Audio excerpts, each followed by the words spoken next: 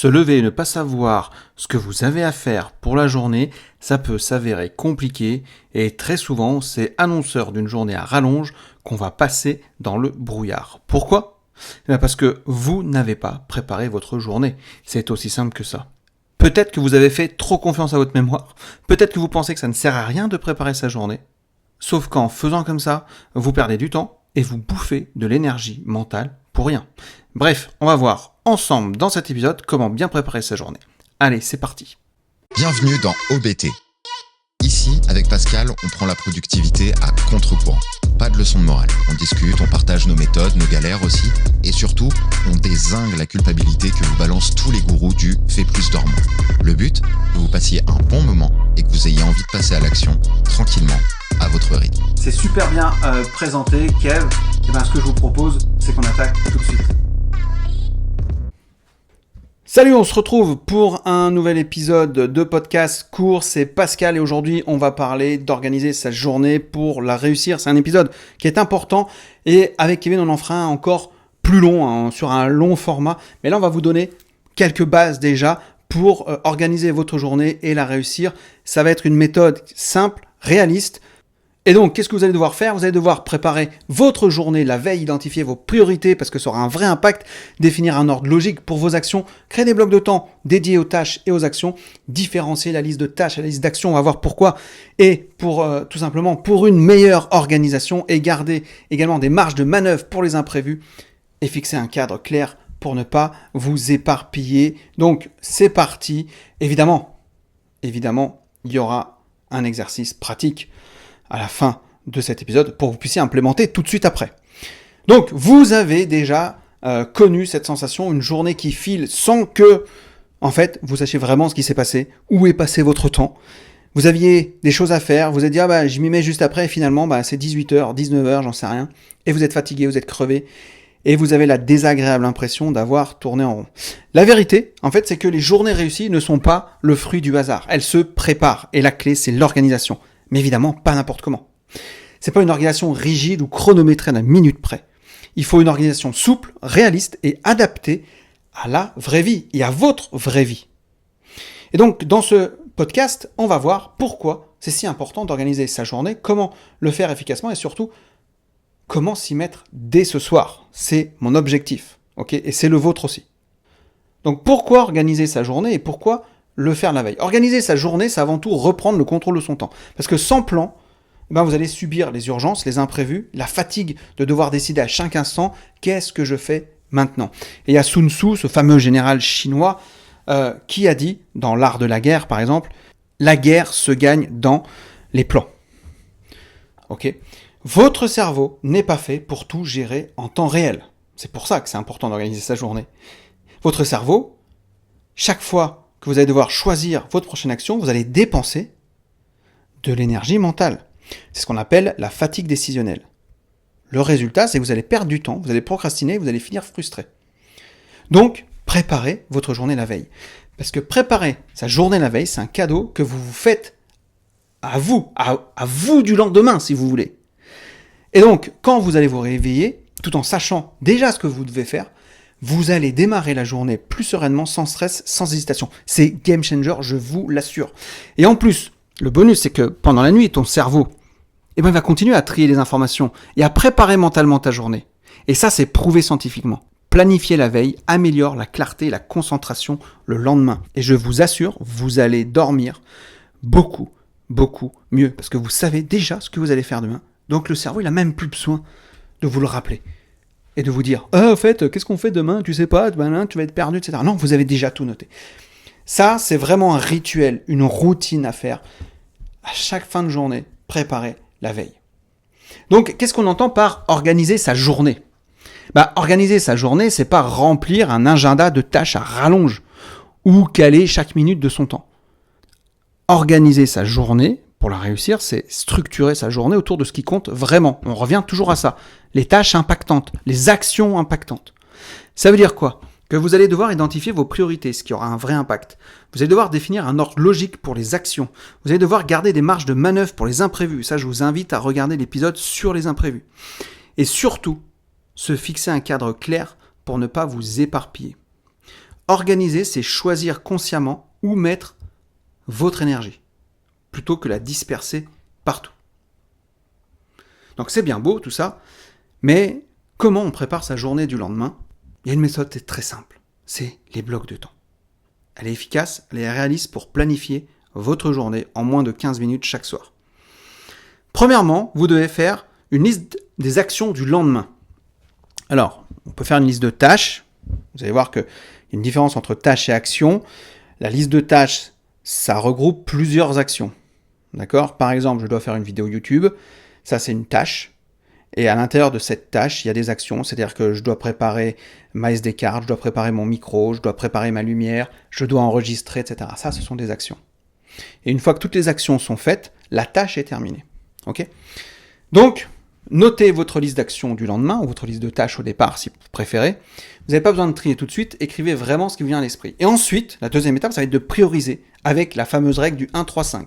Je la répète, une tâche importante, celle qui aura le plus d'impact sur vos objectifs, 3 tâches intermédiaires utiles mais moins critiques, et 5 petites actions qui vont être courtes, secondaires, mais qui vont pas vous défoncer votre énergie. Ok ? Cette méthode, ça évite vraiment la surcharge mentale et ça vous pousse à faire des choix. Une fois que vous avez fait ça, vous allez bloquer votre temps par plage. Vous allez, par exemple, visualiser une journée comme une suite de blocs de temps, qu'on appelle le fameux time blocking. Okay ? Par exemple, 8h30, 10h, je travaille sur tel projet. 10h, 10h30, je fais une pause et plus mes mails, par exemple. 10h30, midi, un appel client. 13h30, 15h30, création de contenu, j'en sais rien. 16h, 17h, tâches administratives, etc. Le but, ce n'est pas d'être rigide, mais c'est de donner un cadre à votre attention. Et si vous décidez que ce bloc est pour le projet X, sans faire le mauvais jeu de mots, eh ben, vous y tenez, sans switcher entre 10 onglets ou 3000 conversations. Et là, je fais un petit aparté, mais découpez vraiment vos listes de tâches en liste d'actions. C'est très important, le fait de découper en liste d'actions, ça va vous permettre tout de suite de voir quelles tâches rentrent effectivement dans les blocs de temps. Et justement, on a vraiment tout un module dans la formation du System Timer là-dessus. On va vraiment très très loin pour vous. Prenez conscience que c'est hyper important de faire ça. Si par exemple, là, vous mettez une tâche de création de contenu, découpez vraiment cette tâche en action. Préparez un visuel, ça va vous prendre 10 minutes. Écrire un post, peut-être 15 minutes. Publier le post, peut-être 5 minutes. Et multipliez ça, par exemple, par le nombre de posts que vous avez prévu de faire et de programmer. En faisant ça, vous allez savoir exactement le temps qu'une tâche vous prend. Vous allez voir si, finalement, sur l'ensemble des tâches de votre journée, ça rentre dans vos blocs de temps.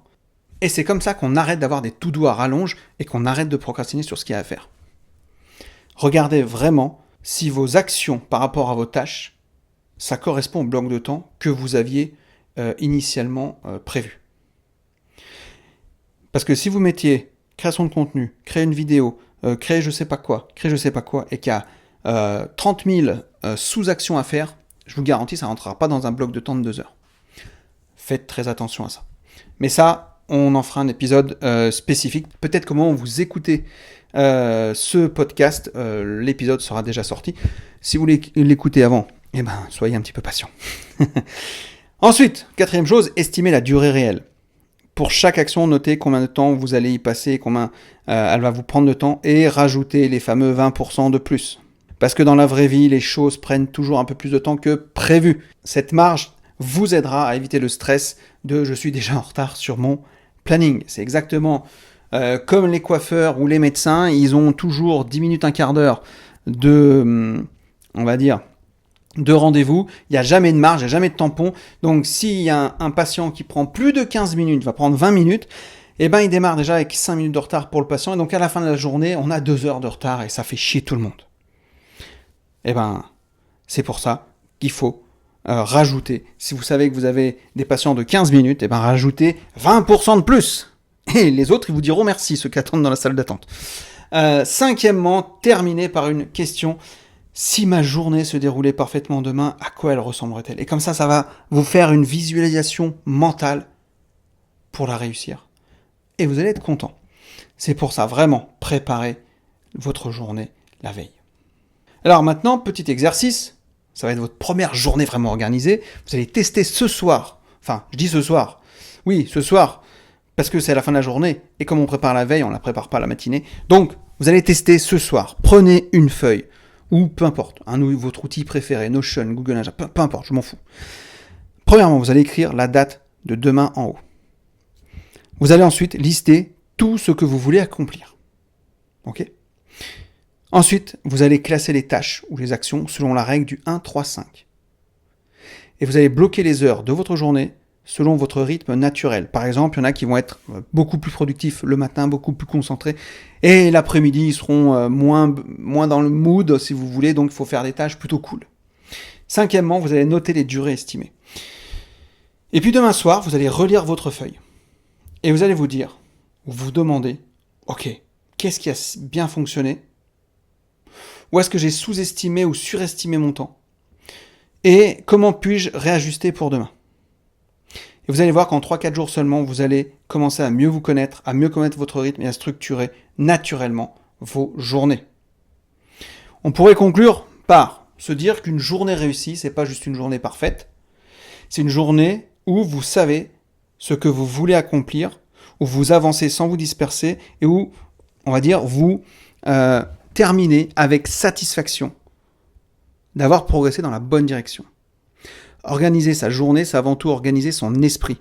Et quand votre mental est clair, tout devient plus simple, plus fluide, plus serein. Et comme je le dis toujours, un objectif flou mène à une connerie précise.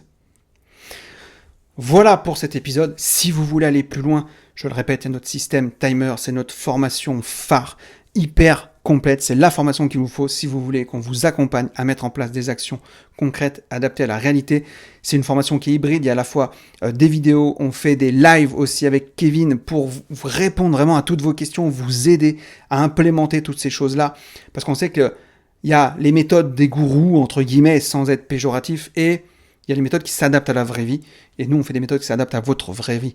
Si vous êtes père de famille, mère de famille, si vous avez un boulot prenant, si vous n'avez pas le temps de faire du sport, etc. Bref, on vous aide à retrouver du temps. On vous aide à faire reprendre conscience de votre relation au temps. Et surtout, comment y faire face. Et du coup, vous allez retrouver de la sérénité, du temps avec vos proches. Bref, c'est plus de 7 heures en moyenne par semaine que nos élèves récupèrent lorsqu'ils suivent la formation, qu'ils implémentent ce qu'on dit, peu importe le métier. Et évidemment, si le podcast vous a plu, pensez à lui mettre 5 étoiles, ça nous fera énormément plaisir. Sur ce, je vous dis à très bientôt pour un prochain épisode. Ciao.